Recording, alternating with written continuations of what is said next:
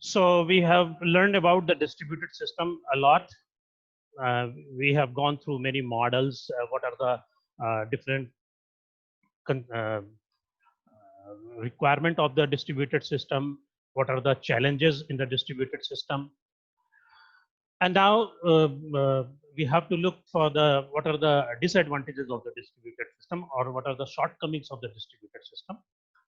Of course, the first one is the absence of the global clock, which we have discussed earlier also, as well as the absence of the shared memory.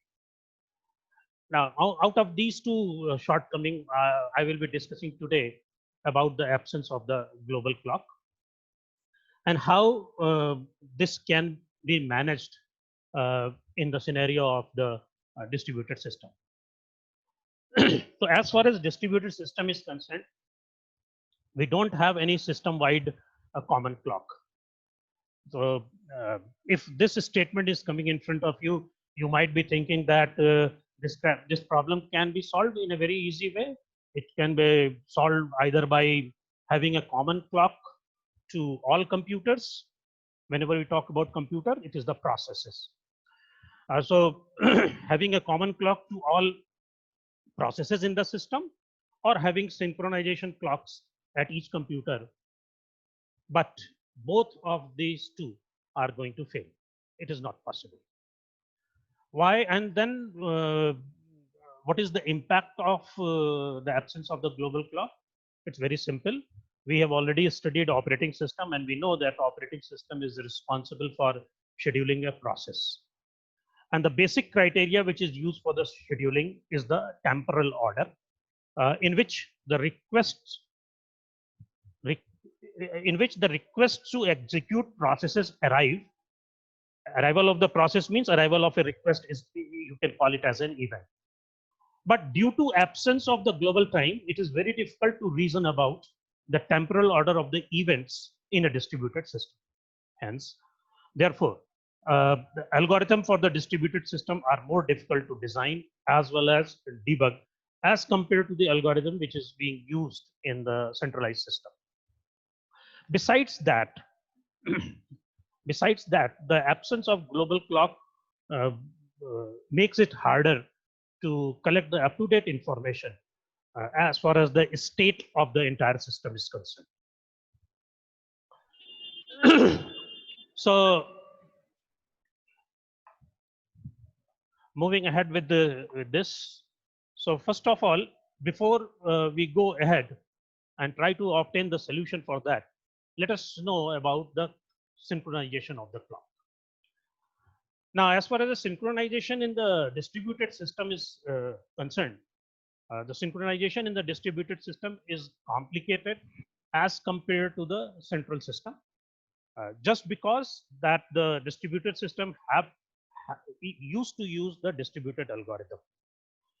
So, therefore, it is not possible to collect all the information regarding the system at one place and let some process examine it and make a decision as it is being done in the centralized case. So, in general, the distributed system has the four properties. The first one is the relevant information is scattered among the multiple machines. The processes make decisions based on the local information. A single point of failure in the system should be avoided, and no common clock or other precise global time source exists.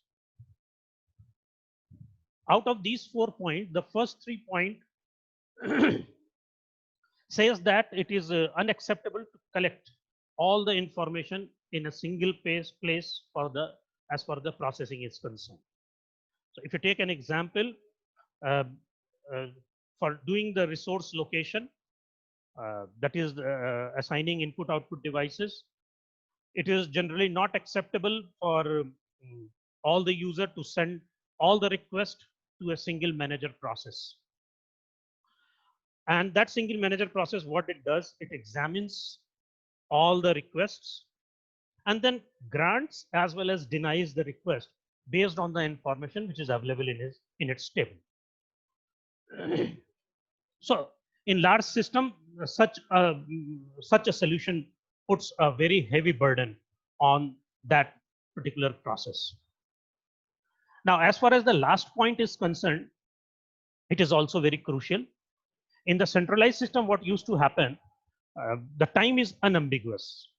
So meaning thereby, when a process wants to know the time, it makes a system, it calls the system, and the kernel of that system tells it. For example, if process A asks for the time, and after a certain duration, process B asks for the time, the value of B gets value of B which used to get is always higher than the value of A has got. It will certainly be not lower because B has asked later on. So in a distributed system, achieving this agreement on this time is not a very small point. It's a very huge problem. Let me give you an example. Uh, if you have worked and you know about the Unix, so the implication of the lack of the global time on the Unix make program, MAKE make program. Normally in Unix, what happens? The large programs are split into multiple source files, so that if there is any change in one source file, then only that source file is required to be recompiled, not all the files. And if a program consists of 100 files, so it is not necessary to recompile everything because only one file has been changed. So just by this process, it is going to increase the speed of the programmer with which they are working. So how this make program, how this the way which the make program of Unix normally works, it is very simple. When the programmer has finished the changing all the source file, he starts make, he executes make, which examines the time at which all the source file as well as the object files are modified, lastly modified. If the source file, suppose the source file name is input.c. If it has it at certain time allotted to input.c has time 2151, and the corresponding object file input.o has the time 2150. So what make will do? Make knows that input C has changed after input.o has been created. So what it will do? It will recompile the input.c. And why it is so? Because input.c has the time 2151 and input.o has the time 2150. So it is the duty of the make program to recompile the input.c. Besides that, if you take on the other hand, if suppose another program is there, output.c and the time has been allotted is 2144 and the output.o has the time 2145, then no compilation is needed because the object file has been made after the change which has been done on the source file, that is output.c. So the make program will not do anything. It will not recompile all the source file, whatever is available. It is not required to be recompiled. Now, imagine that what will happen if this thing happens in the distributed system, because there is no global agreement on the time. And so suppose the output.o is a kind of a output file, object file, has the time 2144 as mentioned previously. And shortly after that, output.c is modified with the assigned time 2143. Output.o has a time 2144. And after that, output.c is modified, but it is the assigned time to output.c is 2143. And why it has been so? Because the clock on its machine where it has been edited is slightly slow. You can take and you can see the figure also. So what make will do? Make will not call the compiler, and the resulting executable program will then contain a mixture of the object file from the old sources as well as from the new sources. And this will probably, it will not be able to work, and the programmer will be very anxious about that, what is happening. It is unable to understand that is what is wrong with the code. And this is done because the compiler runs on a certain machine and editor runs on a certain machine.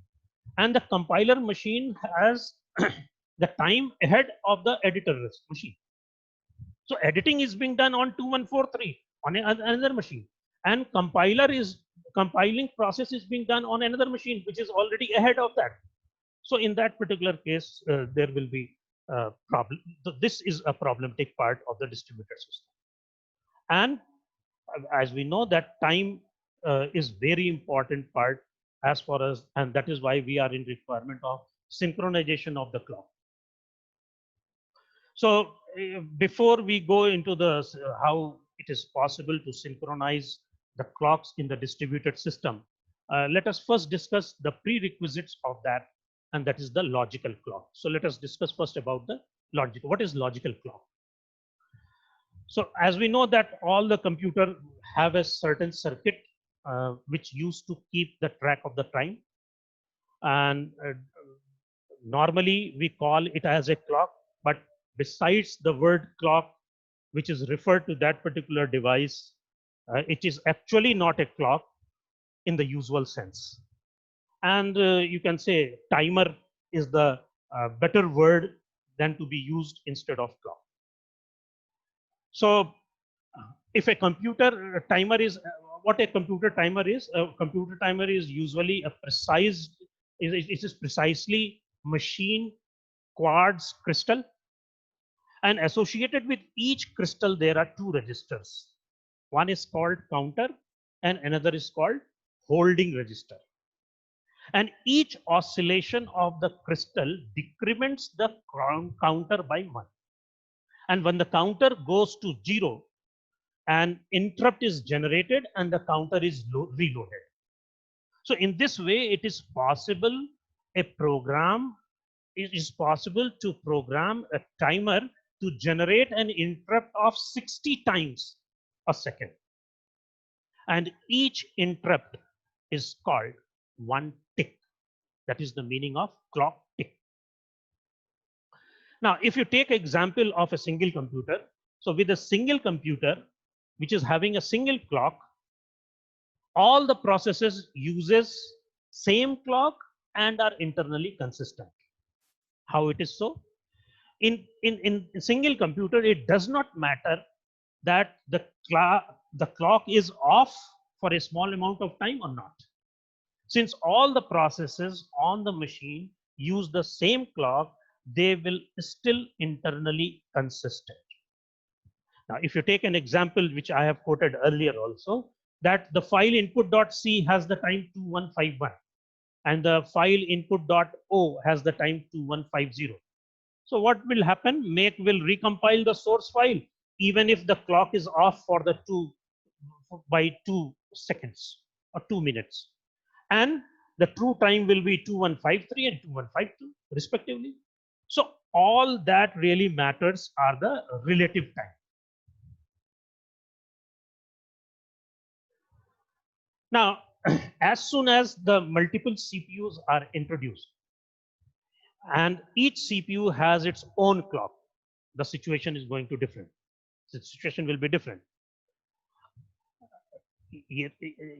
This is possible that the frequency, all the systems having certain frequency have the crystal oscillator which run fairly, which are fairly stable, but it is still impossible to guarantee that the crystals in the different computers all run exactly at the same frequency. Normally in practice, what happens when a system has n computers, all n crystals will run at a slightly different rate.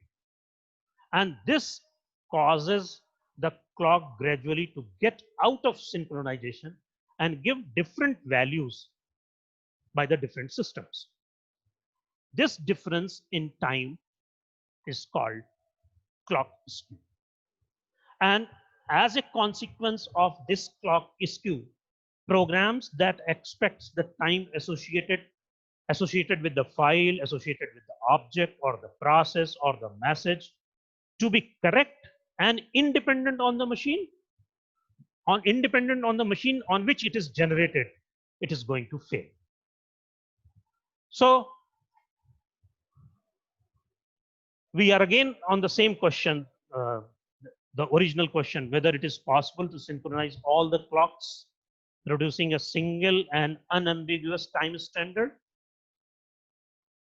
So Lamport, 1978, have come with the idea of doing the clock synchronization, and it says that clock synchronization is possible, and for that he has given an algorithm to achieve it. According to Lamport, the clock synchronization need not to be absolute. It is said by the Lamport that the synchronization need not to be absolute. If two processes do not interact, it is not necessary that the clocks are required to be synchronized. Because if there is a lack of synchronization, it would be observable, and thus it will not cause any problem because the two processes are independent. He also said, according to Lamport, that what usually matters is not that all the process agrees on the exactly what time it is, but they have to agree on the order in which the event used to occur. So he has certain suggestion, Lamport has certain suggestion which is to be implemented in the distributed system. But before we go into the suggestion directly, let me explain what is the logical clock and what is physical clock. As we know that for many reasons, for many purposes, it is sufficient that all the machine agrees on the same time. But it is not essential that this time also agree with the real time as announced in the radio. You have seen that radio used to announce this time as 10.05. So that is the real time. So it is not necessary that it will be so. So it is adequate that all the machine agrees that it is 10.00, even if it is really 10.02. Thus, तो क्या होगा कि for a certain class of the algorithm, it is the internal consistency of the clock that matters, not whether they are particularly close to the real time or not. And for these kinds of algorithm, it is conventional to speak about the clock that as the logical clock. But when the additional constraint is present, that the clock must not only be same, but also it must not deviate from the real time by more than a certain amount, that clock is called physical clock. So Lamport has given the suggestion, and according to suggestion, he has defined a relation, and that relation is called happens before relation. And happens before relation is expressed in the form of an expression A tends to B. This expression A tends to B is read as A happens before me. A happens before me, and this means that all the processes agree that first event A occurs, then afterwards B occurs. And this relation can be observed with two situations. The first situation is if A and B are the two events in the same process and A occurs before B, then A tends to B is true. But if second situation is if A and B are the two events in the same process and A occurs before B, it means A happens before B. Second situation is if A is the event of a message being sent by one process and B is the event of the message received by another process, then also A happens before B is also true. Because we know that a message cannot be received by any process before it is sent. जब तक आपने भेजा नहीं तब तक वो receive नहीं होगा. It means the receiving process will always be done after it is being sent. So it means sending process is happening before the receiving process. Or it may be possible that it may happen at the same time it is sent, but it cannot be less, since it takes a finite amount of time to arrive at a certain process. So either it may be possible that the communication channels are so fast and there is no lag of the time when it is being sent immediately at the same time it is being received. However, it is not possible because it will take at least few time, at least one time to be received. So this happens before relation. Lamport suggested that it is a transitive relation. You know what is transitive? Transitive means if A happens before B and B happens before C, then naturally A happens before C. Meaning thereby, if there are two events, X and Y, happening in the different process, and they don't exchange any message, not even via third party, they don't exchange any message, then in that particular case, X happens before Y is not true. I'm repeating. If there are two events, X and Y, and they are happening in the different processes and they don't exchange any kind of information or the message, then in that case, X happens before Y will not be true. And neither Y happens before X is also, it is not also not true. So that kind of event, X and Y event, are said to be the concurrent event. That is the meaning of concurrent event. And this concurrent events simply means that you are not able to say anything that which or what has happened, which has happened first and which has happened second. That type of event is called concurrent event. So what actually we need a way by which we are able to measure the time. We may be able to measure the time such that every event A, we can assign a time value, suppose capital CA. For every event A, a time value has been assigned CA. And on this, at this particular, every process is going to agree on that. Now this time value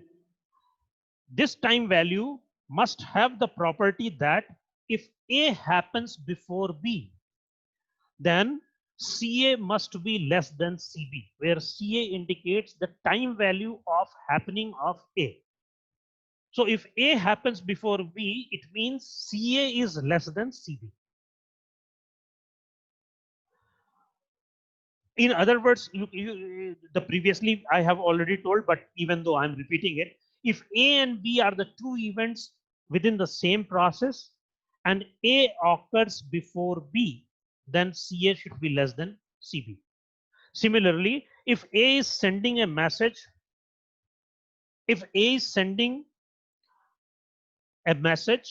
by one process and B is receiving of that message by another process, A is the sending of the message by one process and B is the receiving of the message by another process, then CA and CB must be assigned in such a way that everyone has to agree on the values of CA and CB such that CA is less than CB.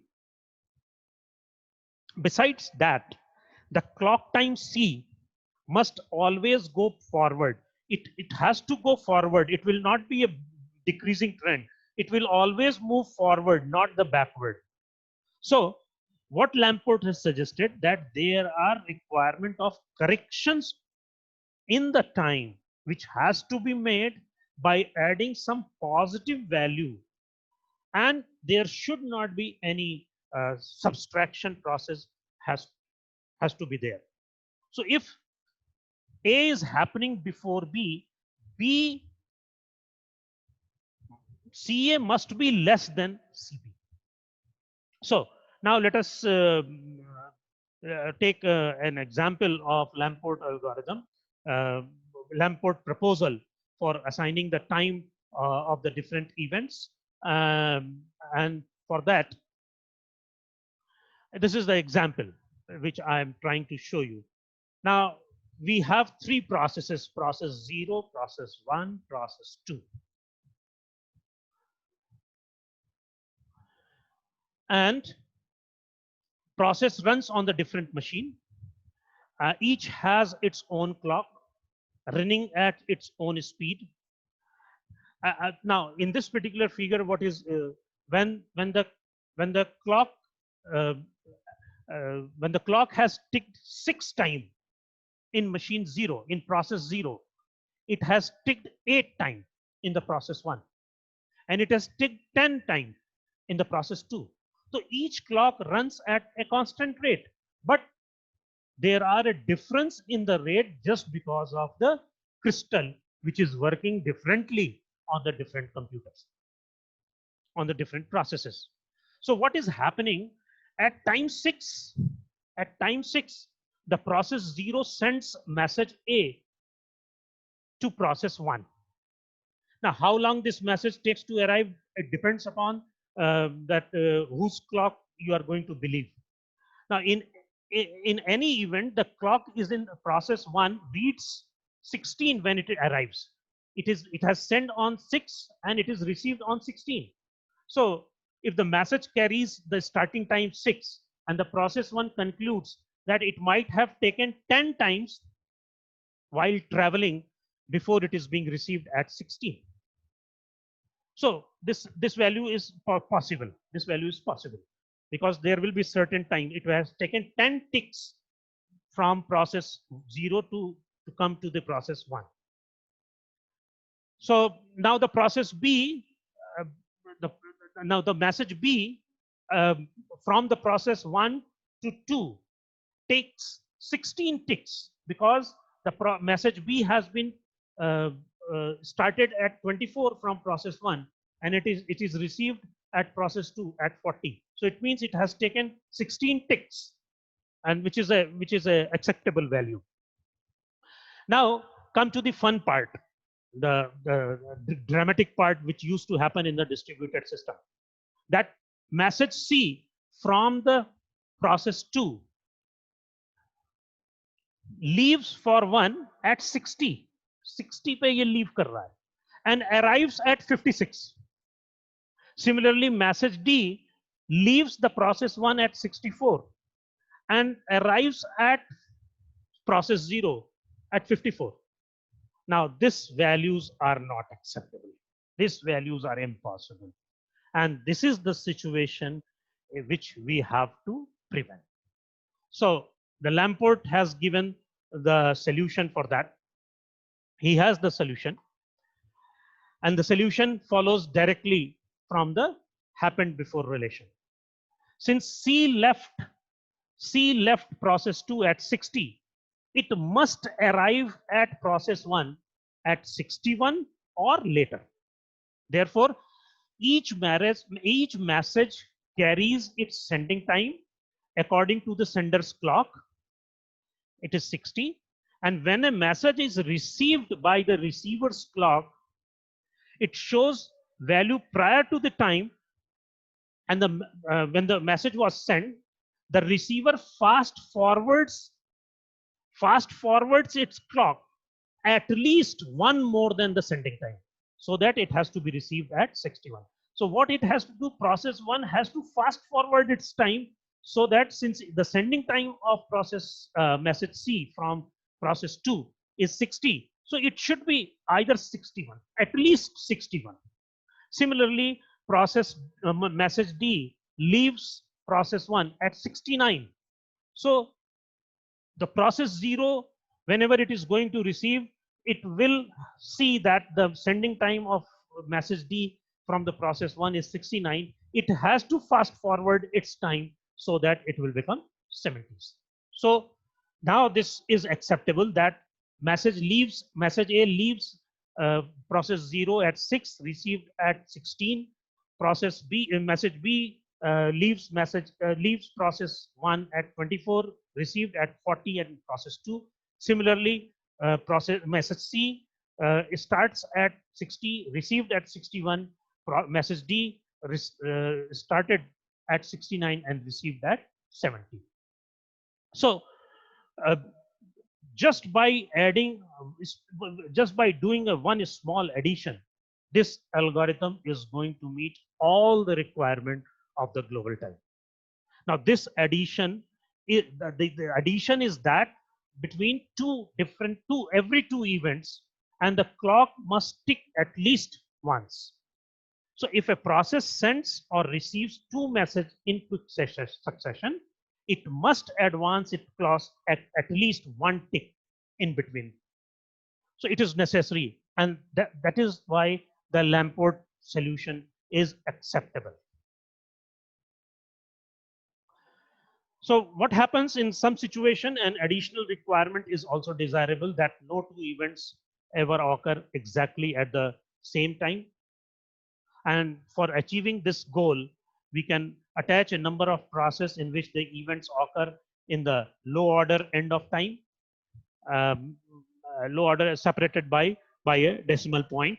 Thus, if an event happens at 1 and 2 processes, 1 and 2, and both with the time 40, the former will be 40.1 and latter will be 40.2. So using this particular method, we have a way to assign time to all the events in the distributed system with the following conditions. First condition is, if A happens before B in the same process, CA should be less than CB. If A and B represent the sending and the receiving of the message, CA should be less than B. For all the events such as A and B, CA is not equal to CB. It is not possible. So this algorithm gives us a way to provide the total ordering of all the events in the system. So it is used often in many algorithms just to avoid the ambiguity. So this is the Lamport proposal on which we were, and next time we will be discussing about the Lamport's algorithm and how it is being implemented with the example.